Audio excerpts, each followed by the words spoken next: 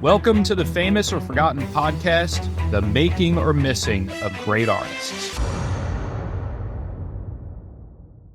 Hello, everyone, and welcome to this episode of the famous or forgotten podcast. I'm Sean, and today we have the privilege of doing yet another debrief episode. I'm joined today by the co-host Alex Garashenko, as well as our esteemed debrief research team, Clyde and Mary. How's everyone doing today?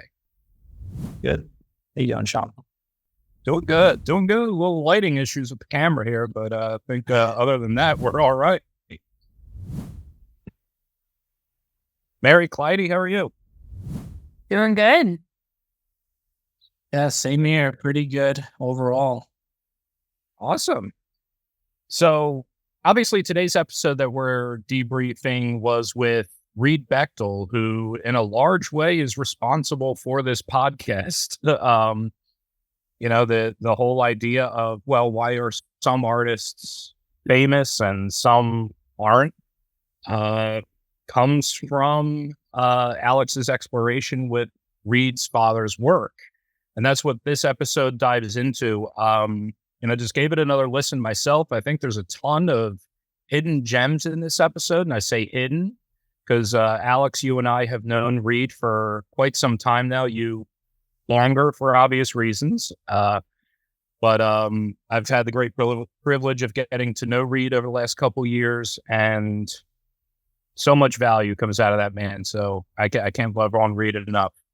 But we start off the episode with Reid mentioning how he came into possession of 4,000 pieces of his father's work, only because while they were going through the estate process, they reached out to hundreds of museums and they all came back and said, thanks, but no thanks. They're great, but we don't want them. So let's start there as a starting point. What do you think this feels like to an artist to hear the words, or somebody related to an artist, hey, you got some great work here, but it's not for us? Yeah, I think it's a really interesting story that Reid told us. His father, C.R. Bechtle, also known as Ronald Bechtle, on Instagram, it's Bechtle Art. If you want to see some of his work, throughout his life wanted to be known as an artist. And Reid mentions, maybe not necessarily an artist that sold a lot of work, that made a lot of money selling work, but he just wanted to be remembered as an artist. And throughout his life, he had his art placed in a lot of museums. I think it was like 76 museums, including the National Archives, in the Smithsonian. And the museums were willing to accept the work during his lifetime. But now that Reid had taken on this estate, essentially, and had 4,000 plus pieces of work, he was trying to get more of them into these museums in order so it could be there for being displayed, also being preserved. This, 4,000 pieces of artwork is a lot to maintain. And we've spoken to other guests that we've had on our show about the cost of maintaining the artwork. So it's interesting. And Reid dives into, it seems like there was some kind of shift. The museums wanted his work before. They accepted his work. But now when Reid, I think, received the work or purchased the work from the estate back in 2014, the artist or the museum said, no, thank you. Not all of them. There's still a number of them that took the work. But in large part, they were saying no thanks. So I think just in there, it's interesting how there's a shift, whether it's through what's hot currently, what's kind of not in style anymore. There's this change that happens that museums need to flow with, adopt to, et cetera, which I think is really interesting. And for me, coming out of this, it's, I think, important as an artist to get a sense of what the current market is, what museums want, what's being purchased currently, if you do want your work, one, to sell, and two, to potentially be put into these museums. There's certain, I guess, gaps that they need to fill, whether, depending on the type of museum that they are and what they're looking for, which I thought was really interesting. But I'll pause there. I mean, Mary and Clyde, what are your thoughts? I was just I've heard that podcast like bits and pieces, but it inspired me. I was almost taking it personally sometimes when I was like hearing where it's like, that's something that you wouldn't expect. But then, it goes back to, the landscape has changed, but still kind of shocked to see that you can't get rid of artwork for free, where, as Reid said, where there's, similar artists during that time frame where are going over like millions of dollars, right? So, I think that just inspired me to kind of dig deeper into this. Like, I definitely feel like there's something there to be discovered, right?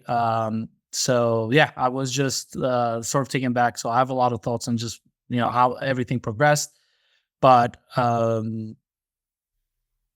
it's such a good mystery to solve. Mm-hmm.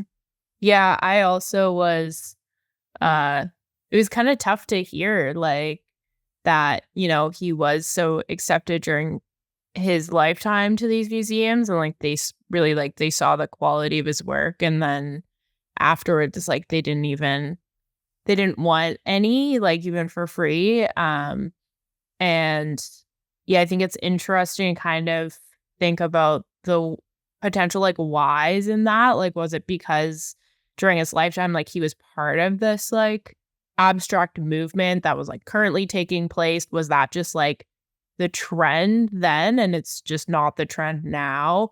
But that also like doesn't necessarily sit great with me of like, is the only criteria then like the trends? Like, would they not want like a historical like piece, that sort of thing? But I love listening to this episode. I think just speaking with Reid, like, he's really at the heart of this project, and I just felt like he was really voicing kind of the reasons of why we're kind of diving into this, and just some of the questions he was raising. Like, I think he says at one point, like, is like art and the success of art based purely off the quality of it, which he says his father was kind of, that's what he kind of believed in, was like good quality art will be known, or is it off of this like ability to market it and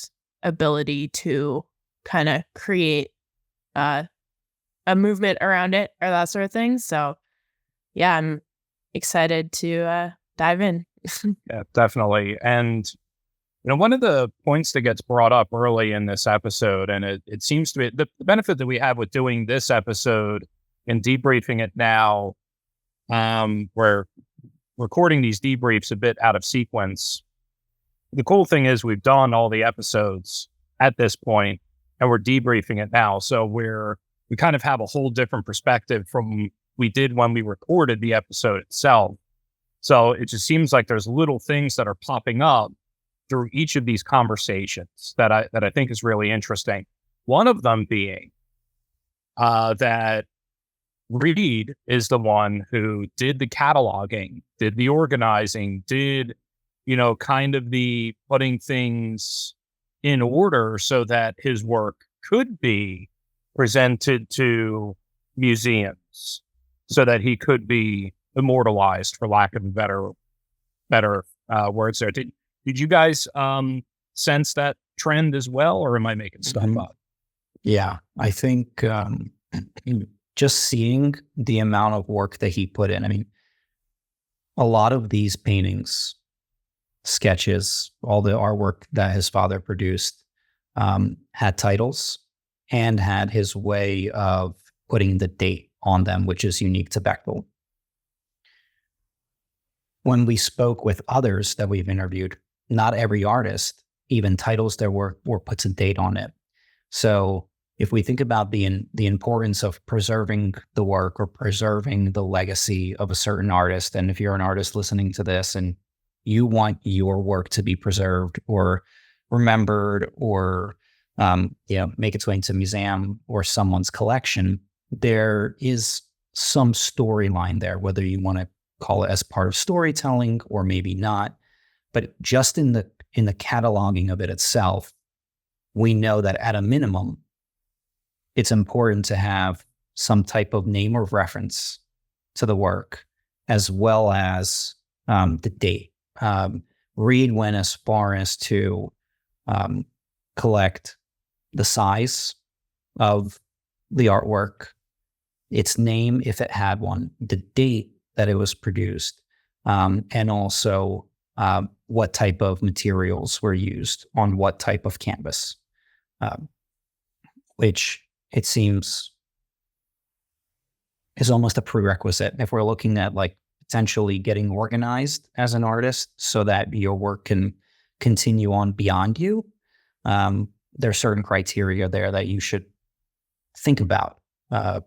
Now, I mean, if you're a major runaway success, then maybe there's others who will do that work for you. But in the case of Bechtle and in the case of many artists, including Sam Feinstein, and the troubles that we were hearing from Pat, where the dates and names were not available, that creates a big burden on the person who is then going to act on the artist's behalf in trying to get that artwork at the minimum even preserved.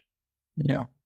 Yeah, I mean, that's an interesting point. And I obviously agree, as we've come to find out how important that is. I feel like nowadays, though, and it's also probably a lot easier than it was back then, because now even just logging this into your social media, you're sort of tracking, right, what type of work you're doing. There's just more technology that would make it easier. But yeah, I agree. I mean, even after Reid going through all of that, putting up the website, cataloging, I thought it was great. And I don't know if maybe we've looked into this, but that one person that had somehow stumbled upon Bechtle's work reached out to Reid to see if they wanted it back. I mean, just those are like the stories that kind of then take it back to the point of maybe it is marketing, right? Maybe at some point you have to get the artists out there, get the work out there, so then you can come up through stories such as that one that was mentioned, which I thought was interesting, which continues then to add more light to the overall story specific to Bechtle. But I feel like that tends to happen, out there with the artists, because you get to a point where they're forgotten, and then until they're brought up again, you start to kind of spark people's interest, or maybe if someone had come across of it, you start to then pick up some stories that you would have never found. But, I think that goes behind marketing. Yeah, I think even the Reid went and had each of the works scanned. He worked with, he's in Virginia, he worked with a university that's close by to make sure he was able to get a high quality digital file of the work. And you'll need that for for promotion. If you're going to even send it to a museum, and depending on the level of artist that you are and how well you're known, they'll probably going to want to see the work. And so there's that whole aspect of it as well. Now that I remember, that was a big lift for Reid to do. So I think it's very important to stay organized, which then that's may not be the primary objective right now for an artist, because they're using art for a different purpose. But the organization portion of it can, I think, help them long term if they want to be remembered. Definitely. And I think that's why it's important to bring it up here is that, and Clyde, you hinted at this, that organization and having some form of system for how you're going to reach out to folks. If it's not you doing it, maybe you should have a close friend that does have a little bit of a sense of that can do it for you, just because otherwise it's going to be done after you're gone. And who knows what's going to happen with it? Who knows what the motivation is going to be at that point? So I'm going to jump ahead to a note that I took towards the end of the episode, but we started touching on it a little bit here. I think there were some really interesting observations and parallels that Reid drew out with today's landscape, with social media, podcasts, YouTube, etc., that exist versus what his father went through as far as reaching out to the Philly Inquirer or some other form of media exposure. What's everyone's take on those parallels that Reid drew? It's all getting out there. It's just there's different ways of doing it today that might get more attention than how other people, or I'm sorry, how they had to have done it back then.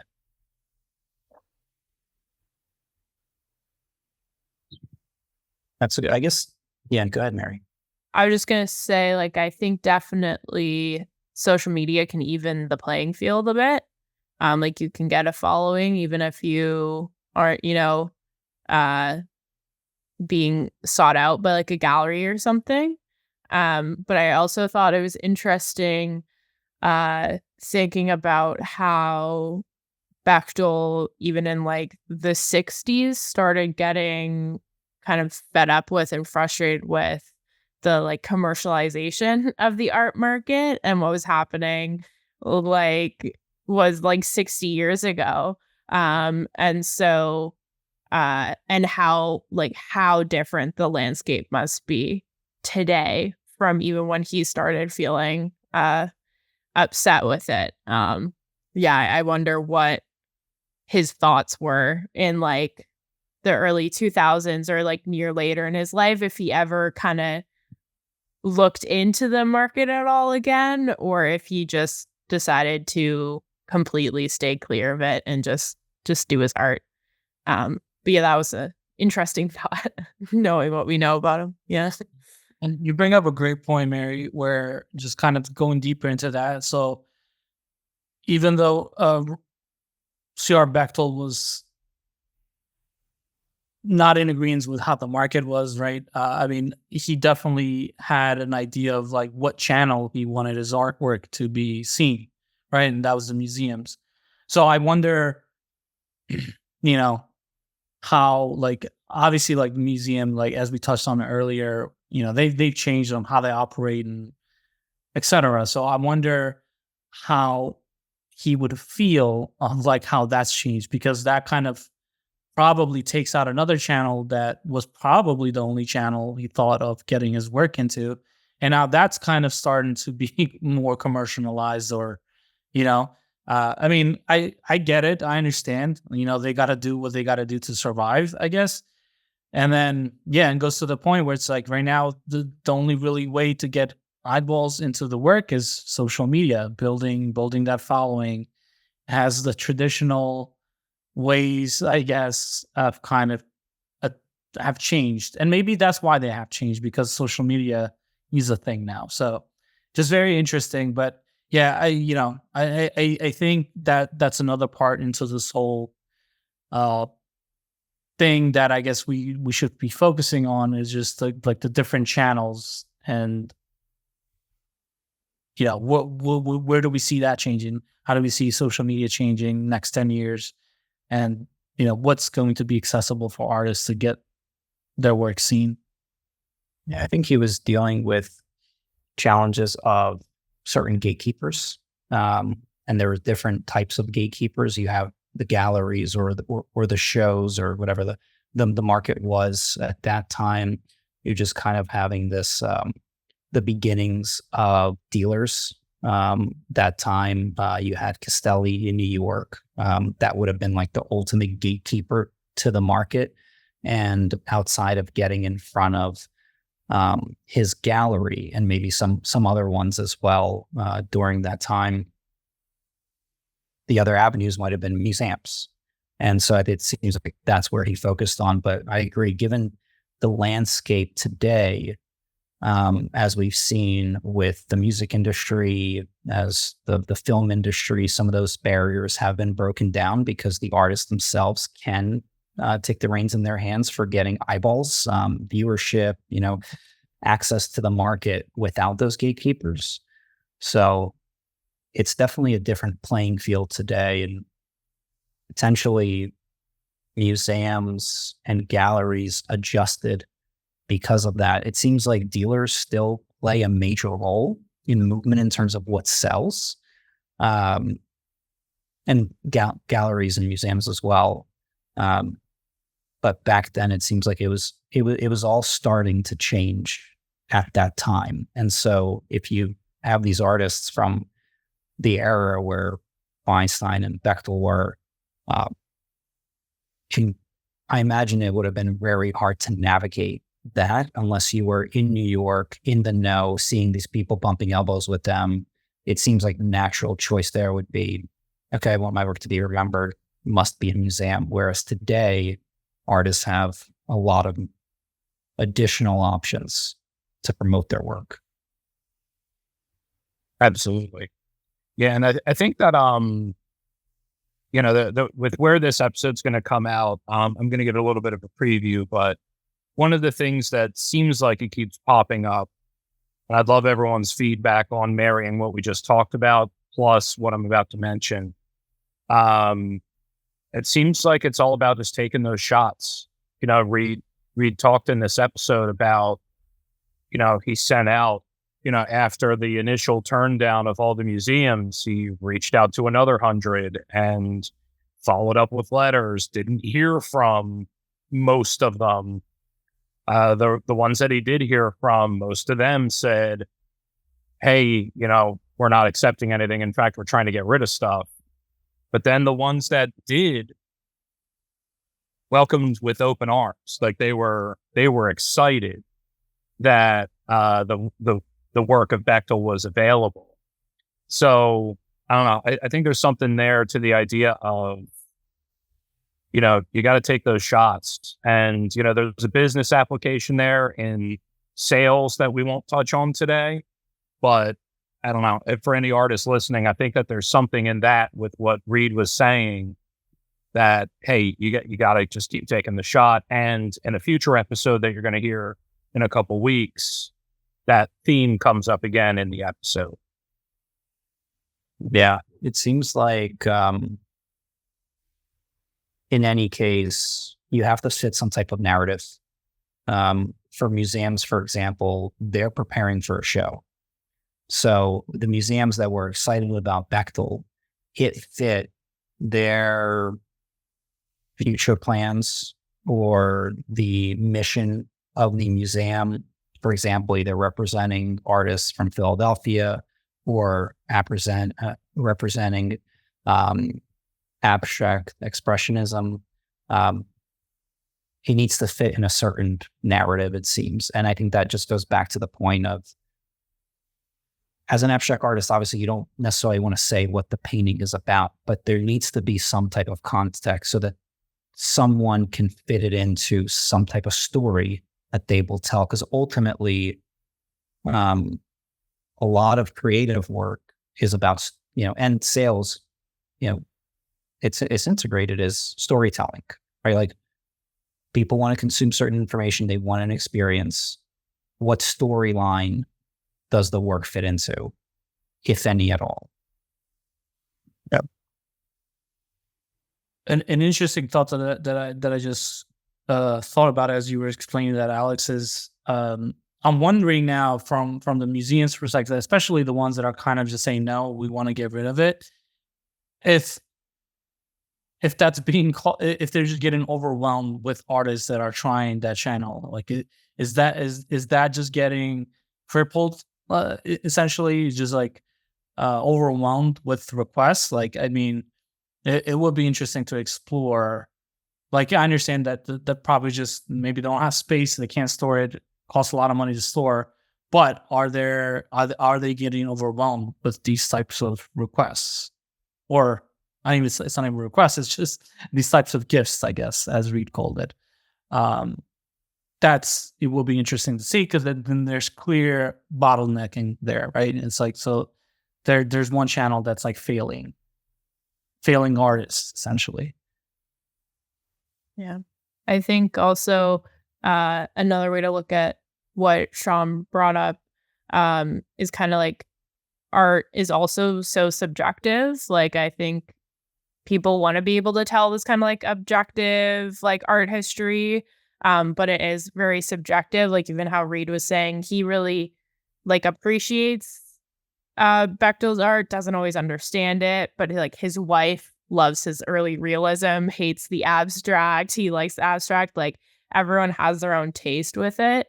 And so I think, like Sean was saying, take as many shots as possible, because it's not that everyone's gonna like it, but you'll find your niche, your people somewhere. Like, you'll find someone to appreciate it. You just have to put in the work of finding them, and that can be a lot of rejection, but maybe you'll find them in the right spot.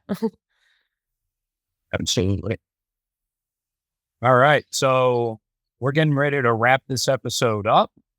Covered a lot of points. I encourage everyone to listen to this episode again, not ours, Reid's episode again, just because there's a lot of hidden gems in there. But I don't know what I'll open it up. What's everyone's biggest takeaway? What do you think is if you could write a book for an artist, what's the biggest piece of advice you would give them based on what we learned from Reid and his journey with getting his dad's work out there? I'll keep mine short. It's try to organize it as best as you can. At a minimum, you don't necessarily need to title it, but put a date on it. Yeah, and I didn't want to steal yours, Alex. I know you would say that, but I mean, I could sort of double down on that. As I was listening to Reid, I could just tell, and this is a different case, right? That was his father, but I feel like it becomes a burden on whoever has that body of work, because now they're like, I need to make sure that this gets somewhere, right? So it's like, and that's a lot of pressure, I think, that gets passed on. So, like, to your point, like, making it easier on that next line, on whoever's gonna like fight hard to get that work known, at least maybe think it from that aspect. This is kind of similar, but I guess whatever level you're at as an artist, it's never a bad idea to kind of think about the legacy your art could have, or how you want it to like live on after you, I guess. Yeah. Yeah, and mine is take the shot. This story that Reid tells about how Clyde, you brought it up earlier in the episode, about how somebody reached out to him because they found the website. It's like, that's just taking a shot. Let's put it out there. Let's see what happens. And who knew? You got somebody who likes this piece of art, and you get a good story out of it, and you get that connection. So. Great points. Awesome. Well, thank you, everybody, for your time today as we debrief this. And thank you for tuning in and learning from us here as we're going through this journey ourselves. Be sure to tune in next week as we conduct our next interview and follow that with the debrief as well. So till next time, I'm Sean, joined by Alex, Mary, and Clyde. We'll see you all next time on the Famous or Forgotten podcast. Thank you for tuning in to this episode of the Famous or Forgotten podcast. We hope you found it insightful, educational, entertaining, and everything else that goes into a great podcast. We are always looking for folks to provide insights into this conversation around artists and what makes them succeed or not. If you feel like you have some insights to provide to this show, Feel free to check the podcast notes below, or if you're watching on YouTube, in the show description. Our contact information is there. You can get in touch, and we'd love to start the conversation with you and allow you to provide any kind of insights that you think might be helpful. Stay tuned, and we'll see you on the next episode.